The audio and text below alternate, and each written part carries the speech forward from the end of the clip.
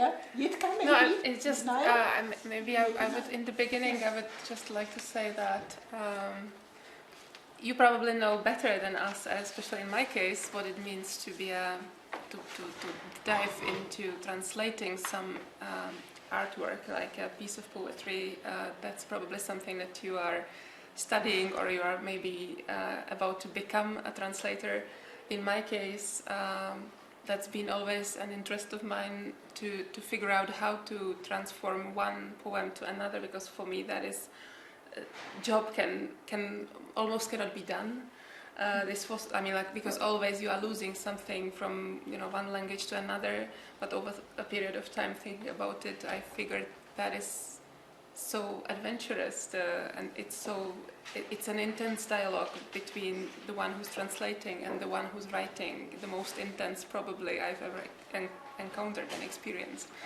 And so for me this was a unique experience where we really had time and chance to discuss our work and to get closer to not only poems, we had those since the beginning, but the intentions behind them, what is between the lines, what is behind, what cultural references, and how important that is for the outcome. So at least for me, I'm having some papers here with something to read, but it's still, to me, job that I could work on, keep on working on it, because there are always options to choose from, words that maybe one day some word feels ideal, the next day you are changing it, rewriting your translation to maybe serve better, and the more we discuss it, the more we meet and discuss our work, the more we feel there is still space to improve.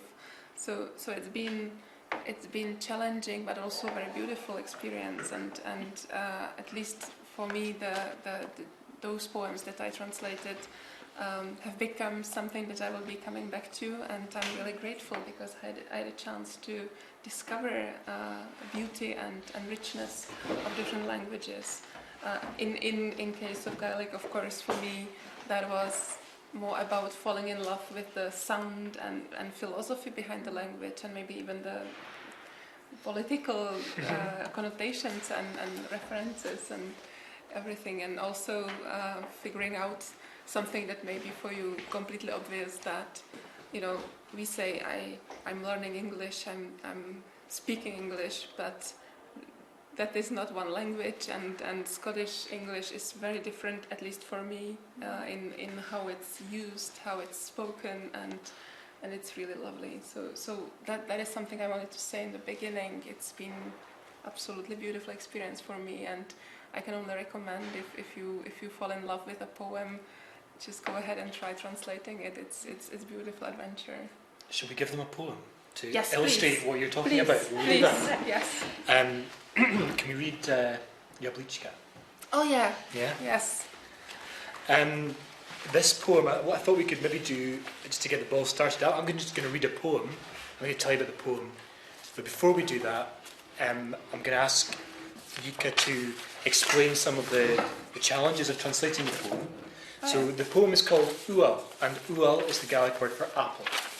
And it's a love poem for my son, which simply describes on the occasion of his first word. And so the way the poem is constructed, because this is a seat of learning, we can talk about these sorts of things, it's constructed according to a very strict stanza form, as almost all of my poems are, with a strict syllable count and with a strict rhyme scheme, both extra end line and internal line. And what I keep doing is I keep moving the word ual through different parts of the line in the stanza, which of course plays havoc with the poor translator who has to come to terms with this. Now, in the start of the poem, there's this line which translates as something like your two rounded syllables.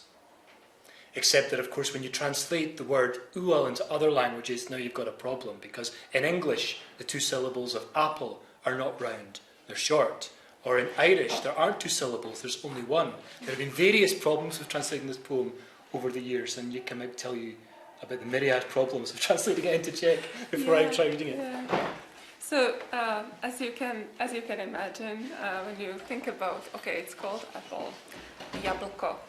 Well, I don't think that this is an easy word to rhyme. You know, I myself, I would have never chosen writing in Czech a poem about an apple. I mean, it's a lovely word, but it's definitely not an easy one to rhyme. So, and when I looked at the poem and I saw that I would have to find out different ways, and because it's the central theme. But also, it's not only about that. It's also about the tenderness of observing the little one who is basically getting to know how to master a language, how to pronounce first words, how important that moment is. So it's about beauty of getting to know how to speak, and the word. With Jablko, I could have never done it, so I kindly asked Niall if he would agree if I could go with apples, because that is better. But not only apples, but small apples, jablíčka, because with jablíčka it's better to, you can already imagine, but it's obviously not 2 syllables. And the other changes, jablíčka.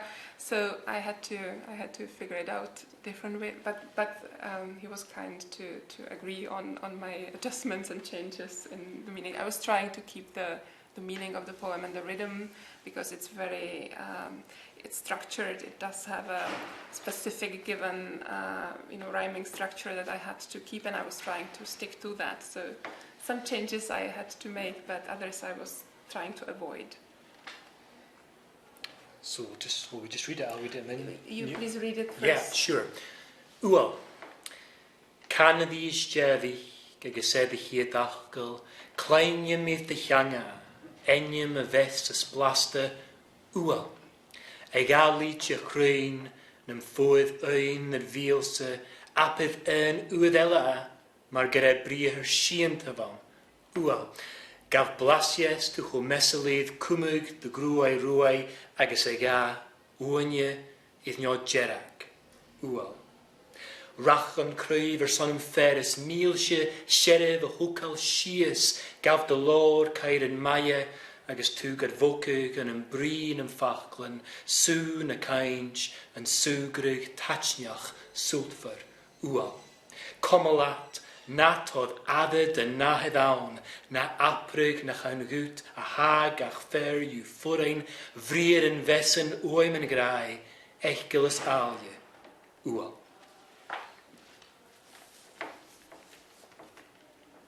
Jablíčka. Ještě to vyslov, synku můj, jedinkrát, tvé první slovo, jak ho jazyk hýčká. Slyšet chci, jak nejsladší ovoce mi zní, tak řekni, jablíčka. 3 slabiky, hned melodii slyším hrát, v tvých ústech na vyslovení vyčká. Ještě to pověz a magie se probudí, tak honem čaruj, jablíčka. Ochutnej, když máš je tolik rád, kulatá jak tvoje šťastná líčka, zeleně nebo červeně serdí, ty si té barvy, jablíčka. Jen spěchej do koruny vyšplhat, nejsladší bývají od sluníčka, ta chuť tě potěšením naplní, stejně jako hříčka světa slov, když naučíš se hrát si z řečí na jablíčka. Neboj, nic tě nezraní, tebe neohrozí žádná hadí klička. Tobě je nikdo nesmí upírat. Ovoce a slov je plná básnička, ten zvuk lásky v listech zašumí, nejhezčím z rýmů jablíčka. Thank you, Jackie. Thank you. It's this juice. No, I kept on asking permissions for if I please could make it sound a little sweeter, because I mean all these diminutives, you can feel that it's adding, the tenderness, but it's the poem as itself is tender in the original, and we have been debating that. It's been beautiful work, and it's interesting sometimes when really you have to stick to the structure of the poem. On one side you are, it takes time. You are walking around a flat and you are trying to figure it out, which word, I cannot find it, it doesn't work, it doesn't sound well, but then all of a sudden it appears and it's beautiful, and yeah. Sorry, anybody needs water at that end? We have a jug here. I have a whiskey glass. I don't know if that's... Oh yes, I do. Glasses are as diverse as in the recent interest of alcohol. Good. Oh, okay. But before we go on, actually, can you tell us what you're studying and do you all understand Gaelic? Sorry, I really don't have Scottish Gaelic classes yet. Not at all. No, Okay. So are you doing Irish? What are you studying? Irish. All of you. Okay. And So I want to leap in there and say that in the early 20th century, the Irish spelling system was reformed, which distanced modern Irish from classical Gaelic or Gaelic, which is the literary predecessor of both modern Scottish Gaelic and modern Irish. But the Scottish language was never subject to that reform. So the consequence of that is the my ual in Scottish Gaelic became ul in Standard Irish, which meant that it lost a syllable and the translator had a problem. Because they should just have stuck with the classical spelling and we wouldn't have had these problems, but there you go. and another question, do you actually do translation? Like do you do literary translation as part of your studies? As for myself, I actually attend a seminar now on poetry translation, so this is, interesting to me because it's all part of what I do this semester. And it's been interesting. You would think that translating Shakespeare would be much harder than it actually, that it actually is in some ways, and then in some ways it is harder than. I don't know. It's just it's very hard with some poems to kind of make it work, the rhymes and the rhythm and the all these things in it. But it certainly is interesting. Oh, we'll hear more from the poets about. Who wants to do another turn? Who wants to do a poem? I mean, we've had a lot of discussions also in public about, the whole question of translation and can only poets translate poetry, or, is it a problem to translate via a bridge language, which often has to happen with minoritized languages or the smaller languages. So all these discussions, in the end, you can say that it's really about enjoying the process and about making these connections, and there's no rule that should say you can't do this or you can't do that. So I think this is a good example of how things can happen. Yeah. We'll choose a poem and I'll read the translation. Maybe you choose one this because we've had a from our side over. I don't know. Can we do papers? What's it? Oh, sorry. You mean mine? You're one of your. Okay. Yeah. Okay. So let's turn it around.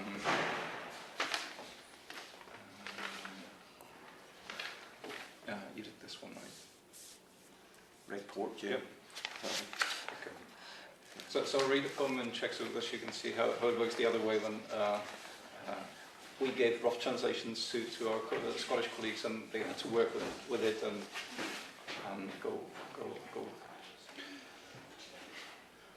Červené vepřové. Promiňte, čtu ve vašem výrazu. Snad se neurazíte. Jste identifikační údaje, hodnotový žebříček. Váš stejnokroj mi prozradil, odkud a kudy jdete. Nezlobte se a dovolte mi vás na pár chvil rozptýlit sáčkem přes hlavu a spoutaným zápěstím, zpěvem písní a procítěnou recitací. Jestli dovolíte, chci se pouze ubezpečit, že hovoříme o tom samém sladkém budoucím. Okay. Yesterday, one of the interviews, I said that Andre is a very playful poet, which is true. But also, as well as being playful, became a very dark. And this is a very dark poem, I think. In red pork, it's a Chinese food, Chinese dish. But it's actually, I mean, there's also a whole sort of interrogation and torture kind of going on in this poem. It's almost like, maybe think of flayed skin or something like that. It's quite a sort of grim poem within this playful kind of texture, and the ideas of the interrogator and the person being interrogated almost being in a relationship of some kind, of both being part of it, or at least in the mind of the person. It's a creepy poem. Thank you. but not in a bad way. It makes you think. Okay, Red Pork. I'm sorry. In your face I read, no offence, conclusive ID data, values in descending scale. Your uniform has shown me where you're from and where you're going. Don't fret, and please allow me to distract you for a moment with a hood over your head and handcuffs, with songs and heartfelt poetry. Please allow me. I just want to be certain we have in mind the same sweet destiny.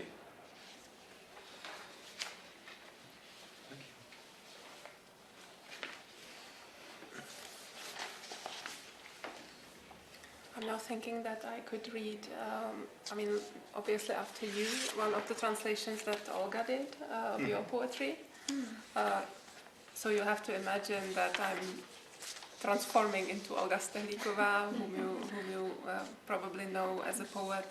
She's one of the best known, I think, poets nowadays. Now she has a new collection out. I'm really sorry that she couldn't make it today, but at least her words are with us. So which one would you like to?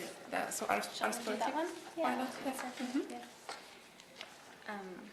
This poem is written after a Canadian author named Dion Brand, and it's called Ars Poetica with footnotes. The poet says she longs for permanence. In the footnote, she finds a line in the shape of a warbler. In the footnote, she plies apart the axis of her sexuality. She is an eye, she is an ebb, a ream of wonder. Every cartographer must visit the sea. The sea is the limit of the atlas, the limit of the human. In the footnote, she wears the language of citation. Citation is the first garden where the first tree sprouted the first brown faces of her brown ancestors. In the footnote, she writes, "How do I take up space?" In the footnote, she writes, "I want to image like you." A different ecologist named the warbler. If it were up to the poet, she would have called it tak, which has a peculiar wooden quality. In the footnote, she finds a line in the shape of a tak, the phonetic spelling of one of the sounds it makes. The poet is an ecologist, is a gale, is an unheard bloom. In the footnote, she attends to a body shaped like her body, a body that pours its river into her river. The poet leans across abyssal plains like wet ink. She is wing morphology. Name her after the sound she makes. Ars Poetica s poznámkami pod čarou. Básník říká, že touží po stálosti. V poznámce pod čarou nachází verš ve tvaru slavíka. V poznámce pod čarou čtvrtí osu své sexuality. Je okem, je odlivem, vzpomínkou na úžas. Každý kartograf musí navštívit moře. Moře je hranicí atlasu, hranicí člověka. V poznámce pod čarou obléká jazyk citací. Citace je první zahrada, kde první strom vyrašil v první snědé tváře jejich snědých předků.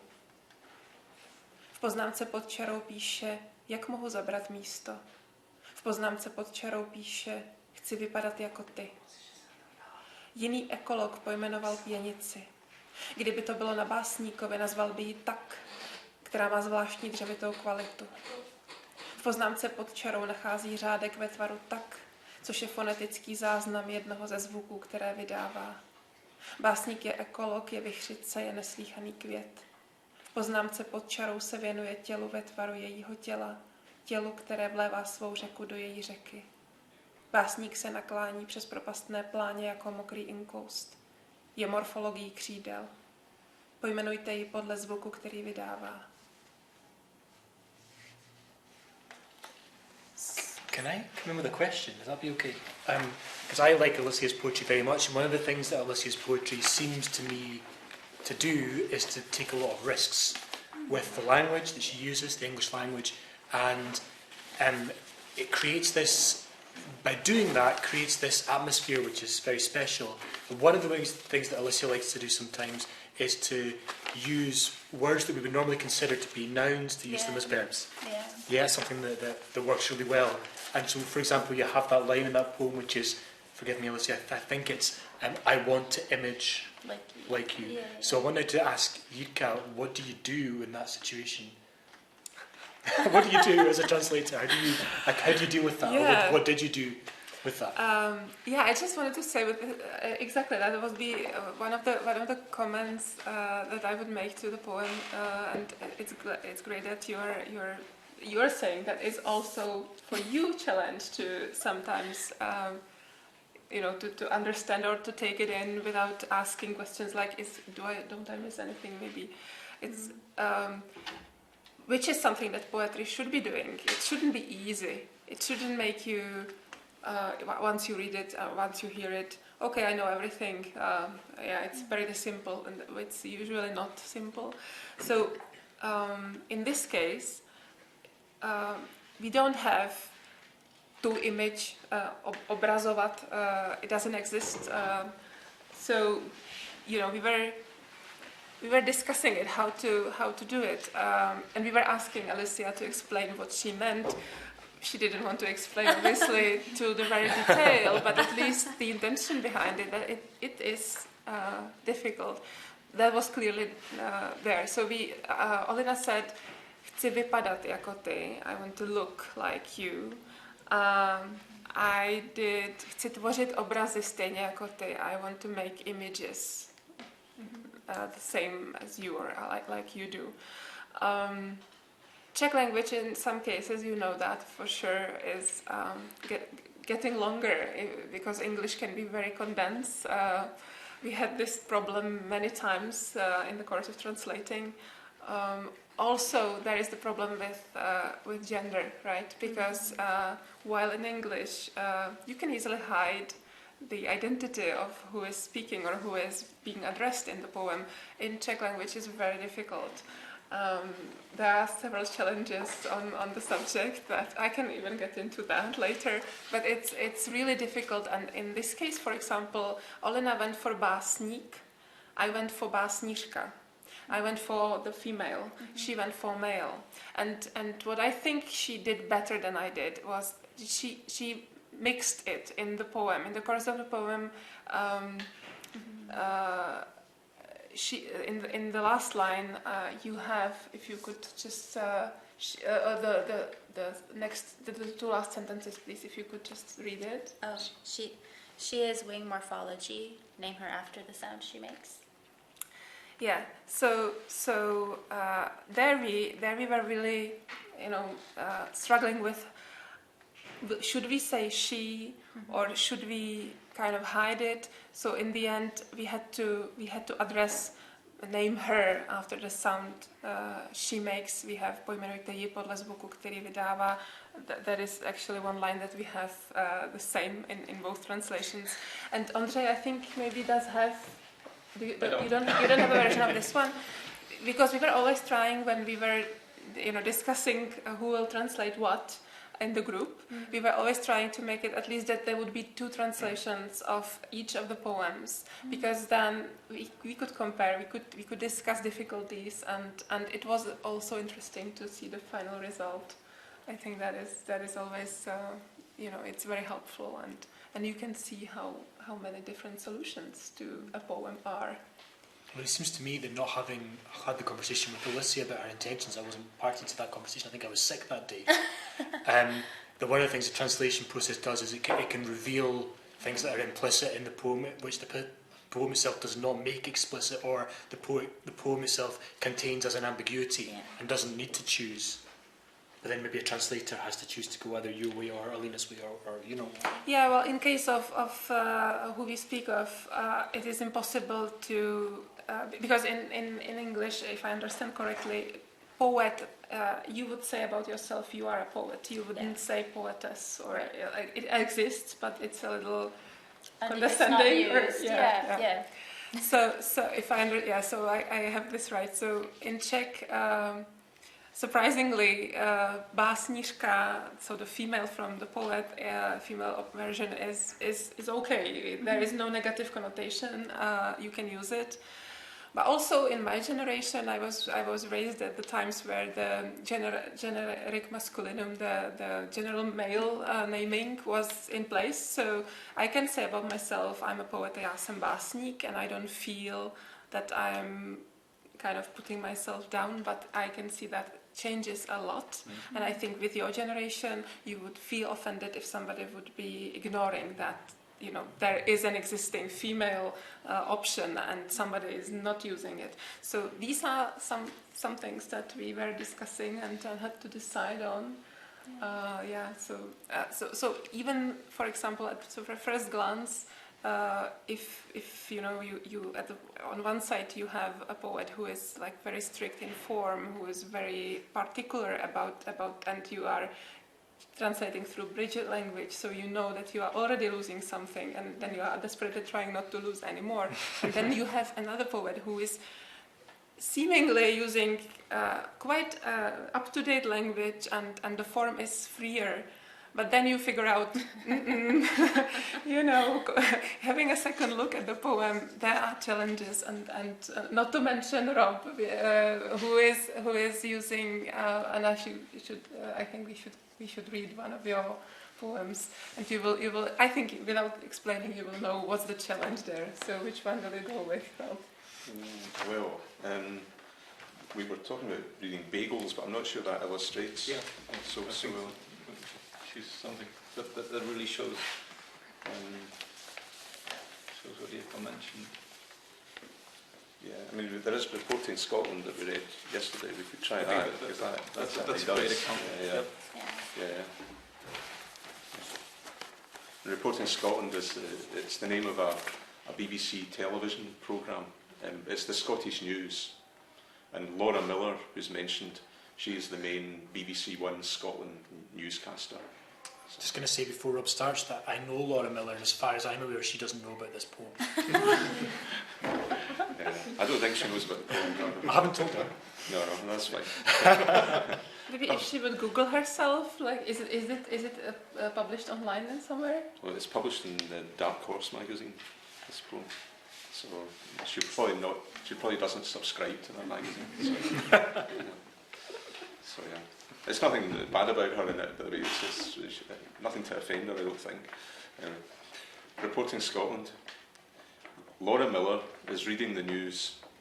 Gloomy footage of handy men with the stomach for human offal. Boil in the bag or barbecued black. An inside story on the left winger warming the bench for Bonnyrigg Rose, who dreamed of glory with Cowden Beath and fell to earth, both football teams. Bad football teams. Exclusive chat with the typecast hardman D-lister, flick knife on one hand, Stookie emblazoned with Glaswegian insults guiding the other to acts of rehearsed abandon. Another pyrophoric day of nationwide drama. Tory and Labour councillors dancing like drunks to celebrate their precious union in eternal opposition, stopping only to watch Laura Miller reading the news. And this time my life is served up for civic debate, like a deep-fried haggis buffet for a company of vegan dietitians, all of them swallowing and retching, swallowing my facts, fakes, flukes and flops until the best boys, boom operators, vision mixers and dolly grips have left the building and the studio lies derelict, apart from the incongruous ceiling fans thunk, thunk, and Laura Miller reading the news to that one fan in perfect rhythm, a left-hand quick march thunk thunk story about a band of chimpanzees who typed a single line of the Old Hundredth backwards after 3,000 years of glorious failure. Scottish chimpanzees, the perfect happy penultimate before the headline recap. Positive notes to inspire a song, perhaps even a national anthem cordially agreed on. if only for seconds, of heel-kicking bliss on Bannockburn. Then departure with the weather forecast of comedy and horror. Its attuned choir of onlookers left to mull the moment, to lull the blues, to serenade each simmering tomorrow when Laura Miller is reading the news.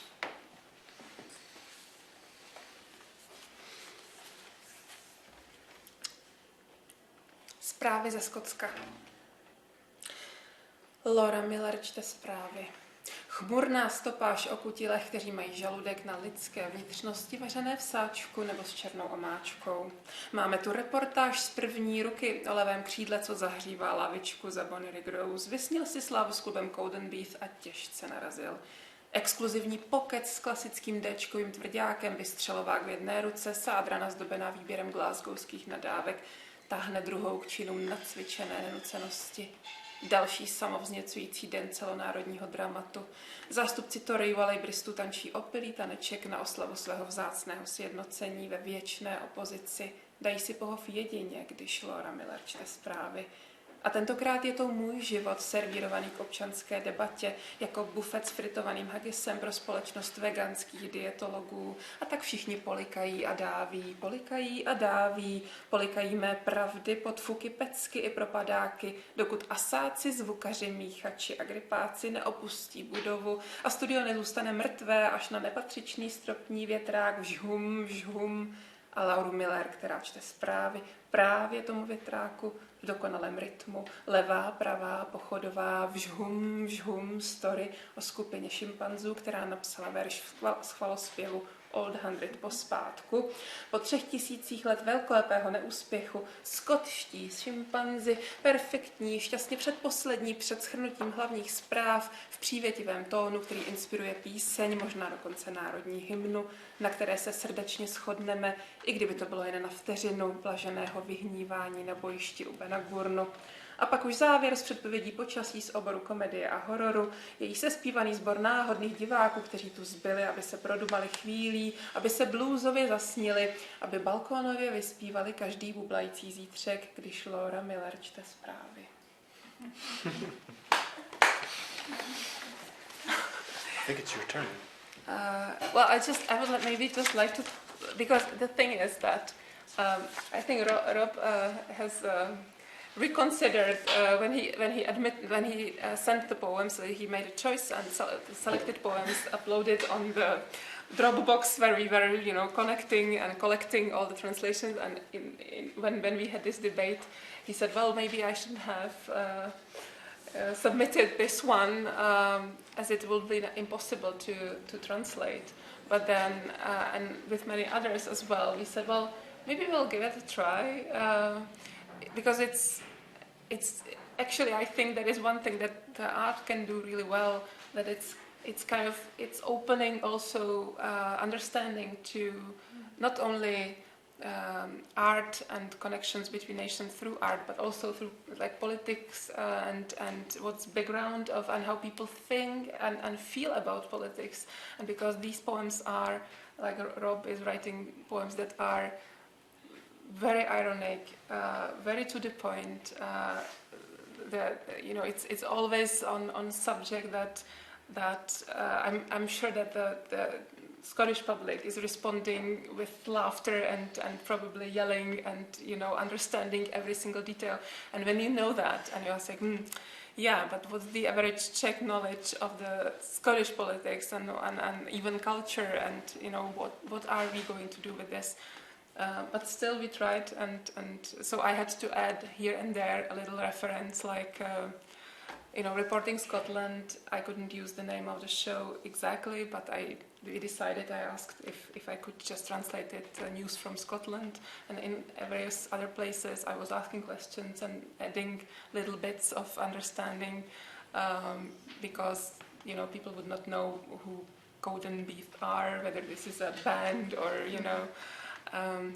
so one has to study and but it's really interesting. I wanted to ask you yesterday, and I didn't.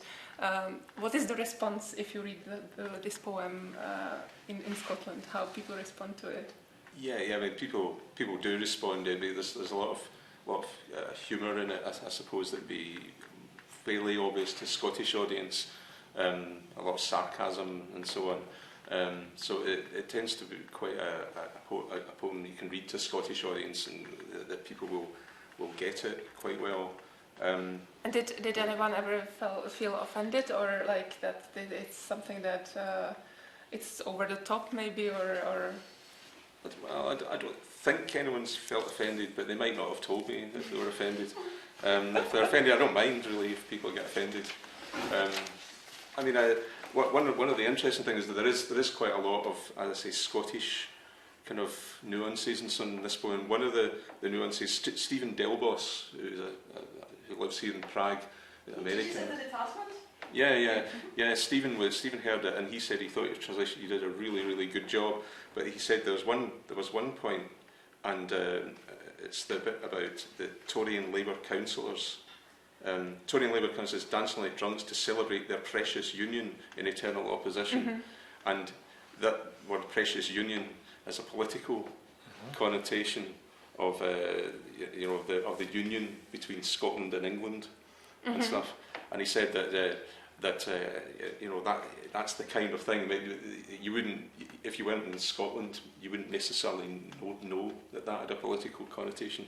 And it wasn't in the Czech, but he was saying, that's just, it just shows you how difficult, to get to know. I mean, I should probably have actually said, but he also said it would be almost impossible probably to find a Czech translation that would get that political. And there's so much Scottish politics in those two lines that it's so compressed. Every single word of those two lines you can actually take apart and say Rob's being ironic about this, and this. Yeah, and you can't get all of these things into a Czech translation. But I fair enough. I think this one definitely needs some more working on before we claim it's finished. So if you would add a little explanation on what, or if you were to choose, which would be the most important part to come across in this condensed ironic expression, I would be happy to adjust it. That's exactly what the workshop was like. You would ask this question and we would be like, I don't know which one is more important. I don't know which one to choose. Sure. Yeah, it's very difficult. It's because obviously, like, everything is important in a poem, but that's why it is in there. But if the translator is lost in, and you know that the audience wouldn't respond to something, so I was already adding a little bit of explanation here and there. But if you add too much explanation, then the poem becomes clumsy, and you are losing, because one of the qualities of rock poetry is that it's very to the point, and it builds up the drama, the tension, and you are dragged along the story, and you just want to hear one more line. So and that's what makes the public respond. Of course, that's what the audience I think is mesmerized by. So you don't want to lose that. Like, we would be having the actual footnotes, okay, here's the explanation, and please read here, and which is possible to do in a publication if somebody would be interested. But I think this nicely illustrates the fact that I think what we've learned in the workshop was that it seems almost impossible to translate poetry without the author.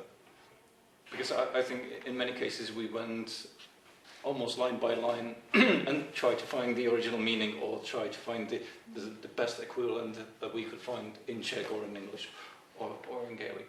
And so it completely changed my how I view translation as a process. And I talk to translators from time to time, and when we speak about prose, they tell me that they prepare the translation, and then they have their notes, and then maybe they call the author and talk to them and consult a few things. And I don't really get it, because I think I would have to consult every sentence. This was really, I think we went quite deep and quite into detail, and our meetings were taking place basically every, 3 weeks, 6 weeks, something like that. And they lasted just 3-4 hours, 2 hours. 2 hours. It wasn't that long. Yeah. So it was concentrated also in this sense. I think we could go on for a number of weeks. Yeah. But it's I think that really one learns a lot about a different culture and how everything matters and what is hidden behind every single line, you know, that exactly like you just use. It seems pretty straightforward, and then you figure out that it's referring to something that is common knowledge in the land of origin, but obviously not, you know, in the translated text, and you have to figure out how then either to sacrifice it with permission of the author or change it to something that in some cases we were for example in Rob's case, because he's referring in some points to authors or places or you know references that are unknown, and we know that people would not know what we or who we are speaking of, so we were choosing Czech alternatives instead. Czech names instead of Scottish names to make people understand what sort of humor we are using in the poem. But it's always a choice, and you have to carefully consult or consider and you know decide whether you are not hurting the original, whether you are not transforming. That is, I think, one of the risks when a poet is translating a poet, because you are a creator yourself, and in some cases you may be overwhelmed or it just drives you to rewrite, and all of a sudden you maybe write a bit more than you are allowed to in the field of translation. I think that was something, I think it was great that we had so many weeks together and so much time together, because that was something that I kind of grew to understand, was that I can make changes. And the very first workshop that we did, and the very first time I tried to approach one of the poems, I was very hesitant to change anything and was working very microscopically on the pieces. And then by the end of the process, after hearing more conversations, after being able to, like Andre said, ask the poets for kind of not necessarily permissions, but kind of permissions, but more like thoughts about their work, and are they comfortable with this change? You feel like you have a bit more say in this kind of collaborative work. But as a creator, it's a very intimate thing to write a poem, and you know how carefully words are chosen, and so the experience of making those changes in someone else's poetry will always be I think I'll always be a little bit hesitant. So even I also have work to do on the translations. I'm going to go back to them and rethink about some of these things, but I'll always I don't think I could do it without being able to say, you know, hey, can I change something, or do you agree with this change, or what are you trying to say here? Did I capture that? I would find it very difficult as a poet to change someone's work. It really was a workshop. I think, you know, with time, I think we even were finding new tools that we could use in the workshop. Yeah. We need to have a workshop after all these panels, because we've learned so much more. It was so interesting to hear you talk about the differences in the poem you translated and that Olina translated, because we didn't have a post-translation workshop, really. It was just kind of the pre-translation workshop. Yeah. So that was quite interesting. Yeah, there are definitely differences and different choices, and as Alexandra, I think, pointed out yesterday, one cannot say that, well, she made a better job or did a better job choosing these words, because it's also about the poetics of the author as such. So it's what idea of the poetry you have when you're translating, how do you perceive the author as a poet, as a person? Because what I found out when, you know, translating, let's say 3 or 5 poems from one author, that the more I work on that, the more I'm familiar with how he's using words, what choices he makes or she makes, and in some cases he's coming back to some topics. Like Niall, he uses fruits and flowers and usually with word, you know. So you would say, it's pretty simple. It's everybody knows what it is, but then there is something behind it. There is the hidden layer of what the apple or what the peach is representing in a poem. That it's not just about the piece of fruit, but it's also about a symbolic story behind it, and you keep on discovering, and poem after poem, it is somehow all coming together, I think. So it would be, I didn't have, or I don't have the experience of translating one entire poetry collection, but I can imagine that after doing that, you know, through the process, you would get closer and closer. You would recreate the language, the vocabulary of the author in the translated language. So it would be. And it might be, because I find it very amusing and enriching, and it's adventurous. So I feel that's nothing I've done so far. I have to keep on working, and we will see. Maybe one day there will be a whole book translated. I don't think we've had a poem of yours, Yudka. Yeah, well, I'm happy to read anything that you want to speak of in translation, because I think this is more about the translating process. So the one that's been difficult or yeah.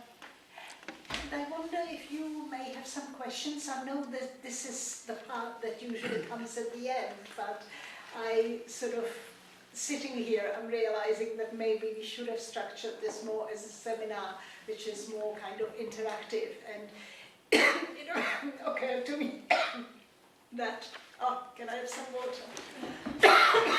Do you want to do that? Maybe we should have asked you to translate something. Discuss it. Thank you.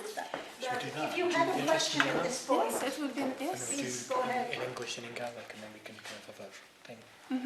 Sorry, we're just huddling. So no, it's because With some questions first, maybe, but then we can come back to that. Yeah,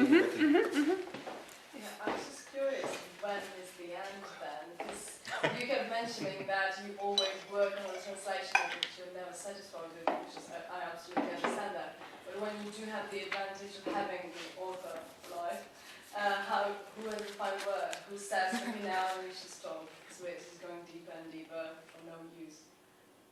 That's an excellent question. Do you have a view on that? I've got a view on that. So share your view. My view is the translator is responsible for the translation. Yeah, and a poet has to let go, and the poet has to, in the end, trust the translator. I mean, if a relationship between a poet and a translator were to break down, then the poet could withhold permission for a translation to be published or performed. I don't think that happens very often. But I think in the end, it's the translator's responsibility, and therefore the translator has to decide when enough's enough. I think. Also, I think that in the professional world, if we were to really if we were aiming for physical publication, so there is a deadline, a series of deadlines, you know, that helps. That really does help. So in the end, there is a date when you have to have it, which helped even on over the course of the seminars. We were like we knew that there was a specific date when we would be discussing Alicia's poems, and so we had to prepare something, at least a work in progress to discuss. So that helps because it just makes you work. But also, what is important is to have a second opinion, which if something is supposed to be published, then there is an editor or somebody who overlooks the translation. In case of an author who is heavily referencing cultural background, there even may be somebody who's consulting on that, which I would be relieved if there would be somebody who is specialized in soccer, for example, and who would be telling me, you can never say this about Bonnerig Rose, it's just that's not used, or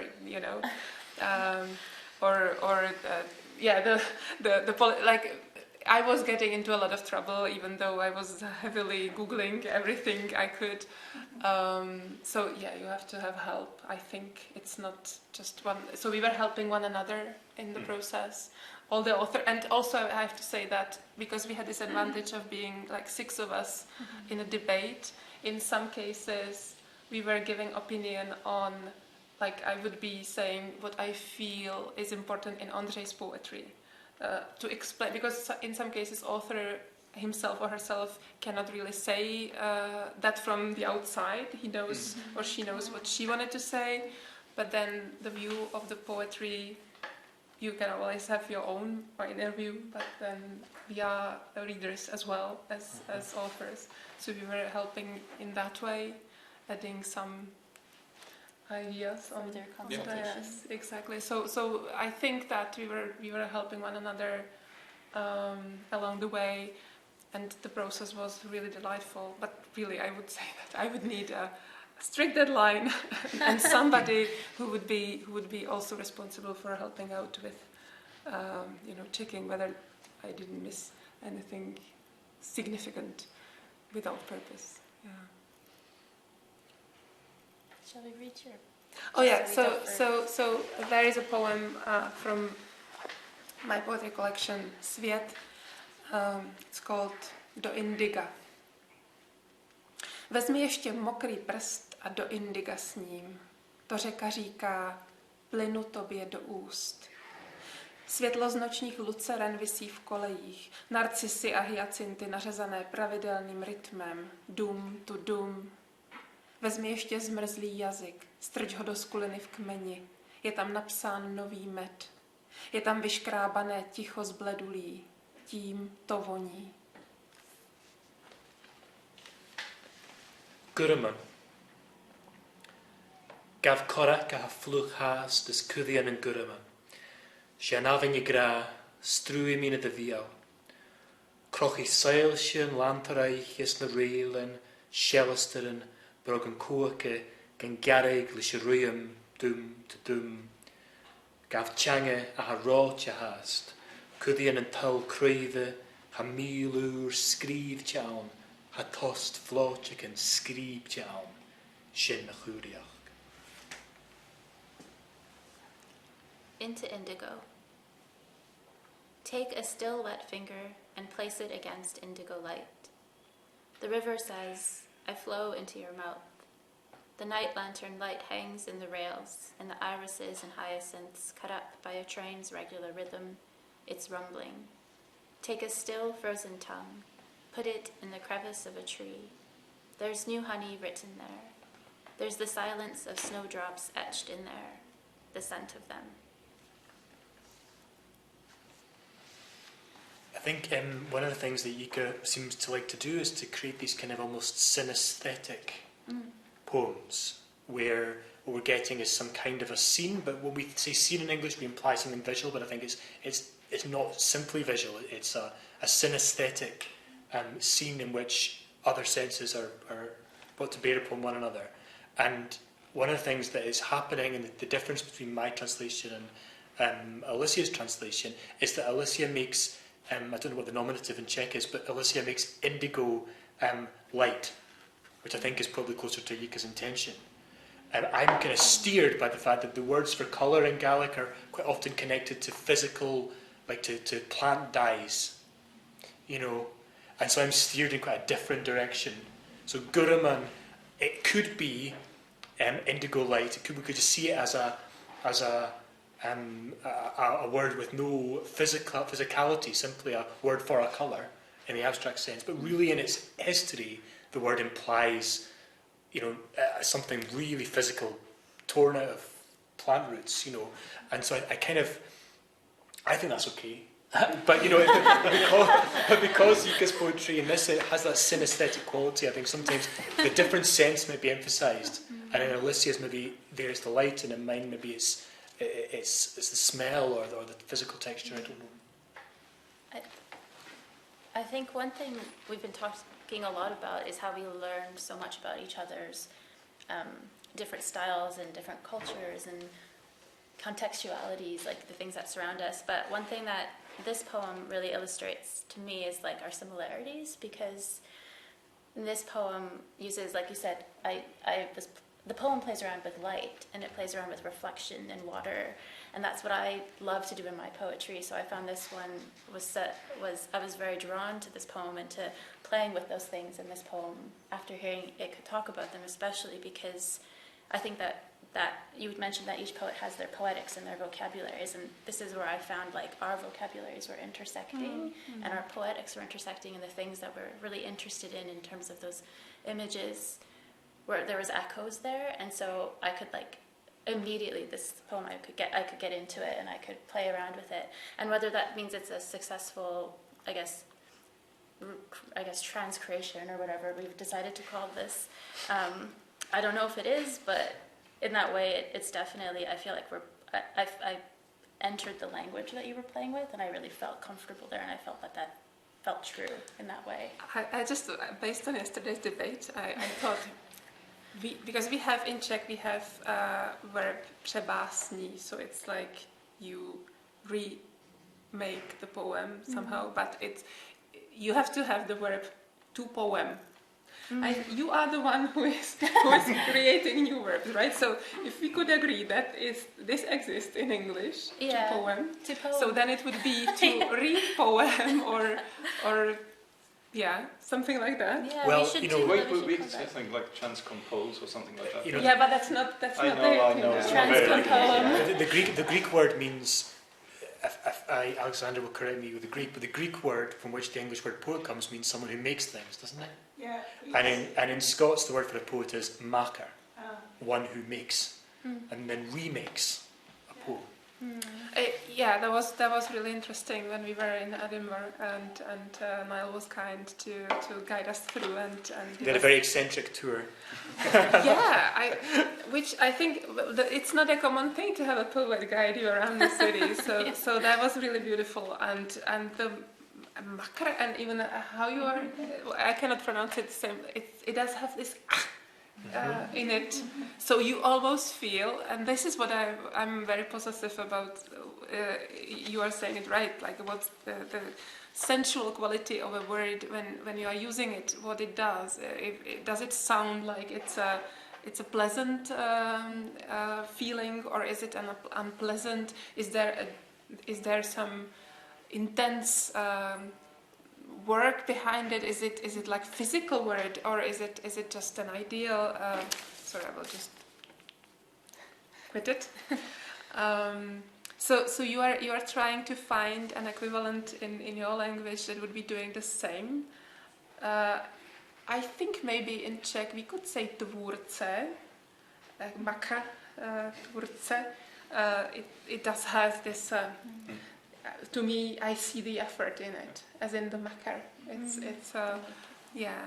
So because making, if you say it like this, and if I would be saying like maker, it's very soft. It almost feels like no effort. But with this, with the makar, tvůrce, he has to make it, and there's intense. But this is how I feel about it. So that's why I will never be happy with any of the translations, because I always feel I could have given more. Never. At this point, you should. I mean, my own. The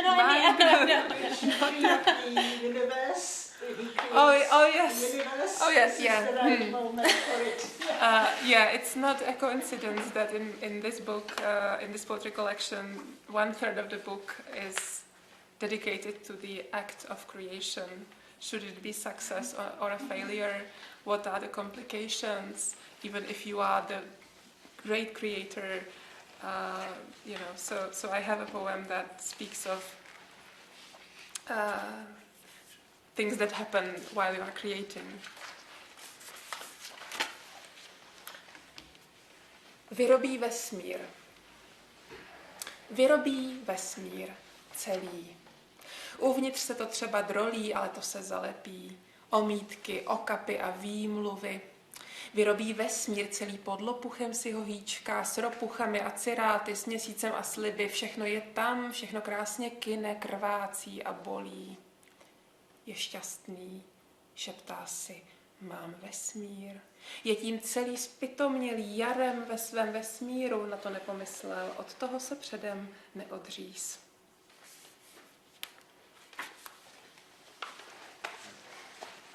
He constructs the universe. 1. He constructs the universe whole. It may be crumbling within, but can be cobbled together. Plasters, gutters, and excuses. 2. He constructs the universe, mollycoddles the whole beneath a burdock, with toads and rigmaroles, with moon and promise. It's all there.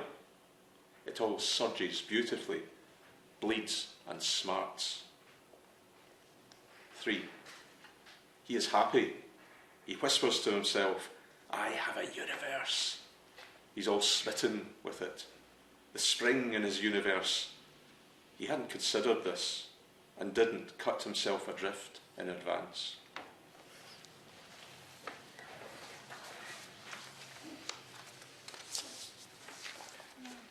Do you write poetry?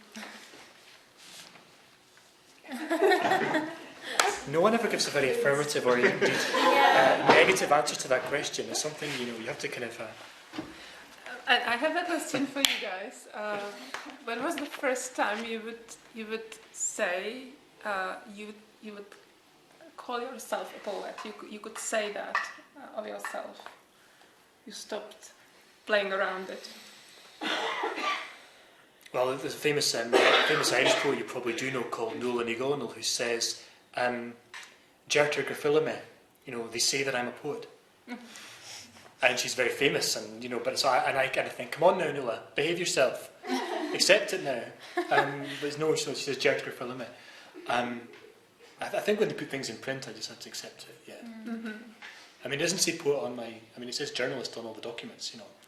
I should get them to change that to poet now. I think I tried at times to fill in the occupation column as a poet at times, which raises a lot of question and eyebrows coming up. How do you mean that's not an occupation? It's not. I have to say, at least in our country, it's not an occupation that would be you could make a living from. But in a sense that it occupies your mind a lot, and it takes over your life at times. Definitely, that is true about me. Yeah. Occupation in the sense of occupied territory. Yeah. Yes, I am. Yes, it's poetry. It's just and again, like poetry, is it he or a she? Whatever, depends. It can be both, actually, or switching. It's fluid.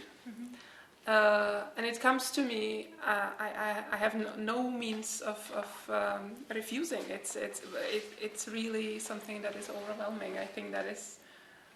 Yeah, and I think I heard someone say when you are writing poetry at the age of 30, then the diagnosis is permanent. There's no cure at that point. No, it's too late. Yes. Are there any more questions? Petra, maybe you have a question. I have plenty. When is the translation finished? I just recall a statement by a friend who's a graduate of the department. He's a very prominent editor and translator, and he's like, there's no such thing as a finished translation, only a published one. So, That's a relief. That's better on the Okay. I just yesterday bought the new translation piece. So I wanted to ask, thinking of its sort of permanence, is there going to be a publication, bringing all this together, from the workshop? Yeah, there will be. We're just debating how much should go in. We actually prepared a manuscript, and now I think there should be more, because otherwise, the poems won't be published. Or maybe there will be, there was a 2-page spread in Tvar already, featuring the 3 Scottish poets. But this would be like a booklet, but it won't be commercially published because I don't think there's a market for trilingual, publication. So far we're planning a digital one, like an e-book, but we'll see, maybe it can be printed as well. Yeah. But definitely I think this, deserves to be published. Just we need to think a bit more about how to present it. I was also wondering, how was the pairing done? Who's going to translate what and by whom? Was it just what attracted each person in the selection? Yeah. Sure, yeah. Yeah. at least on our side, on the Czech side, we try to produce like a table and to make sense in who's translating what and where the translations would be done by 2 or 3 people. And I think it's slowly turned into just us trying to find good matches, but also like poems that would be challenging for us, because that turned out to be basically the most fun. Yeah, I think this approach is really the most fruitful one, because there are different approaches to translation workshops, and you can have the approach where people translate, and of course they don't have to be poets. You have translation workshops where people can come from the street and translate, but it's about either translating collectively, which is interesting, but I could never quite see the point of it, and then you have a model where poets are paired, and sometimes they don't even share a language, so they work through an interpreter. And again, I find this really difficult to imagine how it can be fruitful if you can't speak directly to someone. And also you can end up being paired with someone whose work you don't like, which apparently happens. And this is something they do in Berlin. It's kind of this Germanic thing, that it's very regimented. And then this approach where you bring people together in a group, and each submits, let's say, 10 pages of poetry, and then they have a go, and they may, you may start a poem and then it doesn't work, so you try something else, but there's no other kind of, no other instruction. You just choose what you want to translate. So everybody translates everybody, which is great, I think. Yeah. Can I just ask, who was giving feedback to Niall's translation? Since none of those books were It's an excellent question. Or you just have a free hand? Yeah, I mean, to some extent, yes. Which is another way of saying quite a lot of responsibility. And trust. I'll be interested to see what Petra makes of these translations when she reads them. Oh yeah. So that will be because that is what I thought today, that it would be the first time when you would have the chance to ask somebody if we've done a decent job or not. Yeah, decent job or not. Yeah.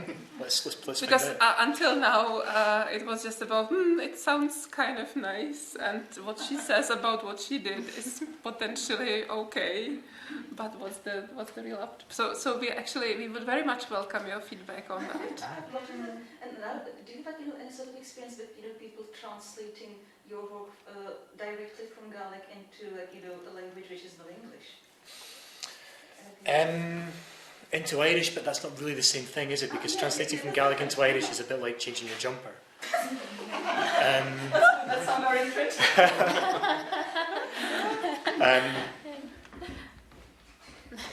No, I mean, my poems have been translated into other languages, but it's always been through a bridge language. Except in the Welsh. You've been translated into Welsh, which is not like changing your jumper. I mean, that is significant, So yeah, there's a translator I know in Wales who actually has very, very good Irish, and was able therefore to read my poems with a Gaelic dictionary quite happily. So yeah, so that's the one exception. Yeah. But also, what happens with bridge language translation is that this was like the perfect workshop. We had enough time. The Czech poets prepared their translations. They did themselves, so it was another kind of different exercise for them. But what's important is that you're completely in control of the process. And what's happened, because we have done many of these workshops over 20 years, so we're actually celebrating 20th anniversary of our poetry translation workshops. And what has happened on quite a few occasions was that somebody would be asking the poet, what do you mean here? And then there would be a sense of utter horror, because the poet would realize that there is this translation that's been circulating for years, which is completely wrong, and that they never checked, or they don't know the language because maybe you know, their English is not so good, or sometimes the bridge language translation, or the bridge language would be a different language like French or German, or even once we had Polish. So, so it's, yeah, it happens that actually there are translations which are considered finished, which are even published, and then there are mistakes in them. I was actually, for some reason, I was reminded of a collection which came out quite a long time ago, and I was trying to look up the name of it, and it was basically poetry by British women poets. I see. And I'm sure you know about it. It came out in the 90s, and Is it the Den terrible translations in Oh, the sure. Czech. In the Czech. They are absolutely horrendous. I think there's something else, because there's a collection in Czech of modern Scottish poetry, published by an eminent translator, but it's full of factual mistakes in the translations and in the afterword, and it's there. It's been out there, and I was horrified to see it. Yeah. Can I say there's a philosophical question here, though, which I think is I just feel like I need to get in on, which is that as a translator, I want to be as conscientious as possible. I want to put my ego away. I want to really serve the poet, and even more than serving the poet, I want to serve the poem, you know, and I want to use as much, if I'm doing it directly, I want to really use as much linguistic knowledge as I can. If I need help, I want to get as much support as I can and do a good job. As a poet, I don't care. You know, I mean, when my own poems are being translated, I don't want to police the translations of my poems. But you should, you know. No, I disagree. I disagree. If the translator wants to... I mean, the translation is not a secondary text. A translation is a new poem. And its relationship to the original poem, the translation is not there to help you learn Gaelic. The translation is not there to tell you what I said. The translation is there to do what all poems are supposed to do, whatever that is. You know, so if the translation it goes a different way to my poem, I mean, one of the interesting things that keeps coming up in this discussion is how so often we ask each other, is it okay? And that's great because we're all such conscientious people. But I don't think there was one occasion when anyone said no. There was no single occasion when any of us said, no, you can't do that. You know, that's too far. And so I do, as I say, as a translator, I'm very, you know, studious. As a poet, just make it work. That's what I think that what is important to say, though, I still feel that okay, I'm very pleased to be given freedom in certain way or to a certain extent, but I feel that if I am to seriously claim something to be finished, I would like to have a second opinion by somebody who maybe is not so drawn to poetry and is rather drawn to facts that are in the poems. See, this is the thing, I agree with you in the position of being a translator. But when it comes to my own poems, I'm much less worried by any of these issues. I'm quite happy for the poems to, you know, escape. But I have to agree with Alexandra, because I think we can all remember that here in the 90s, there was a big boom of translation of even older poetry. And I remember, being a student, I bought things like, Bob Dylan's poems, horrible translations. I found much later. Jim Morrison at that time, those are really bad. I mean, the poems are bad, but the translation. Sure. So what I want to say is that, giving the translator some kind of freedom is great, but it can turn into something very bad. No, it's true that, for example, and it's really funny even. There is a circulating very famous poetry collection by Rupi Kaur, the one that she became famous for, and then one that's published all around the world, right?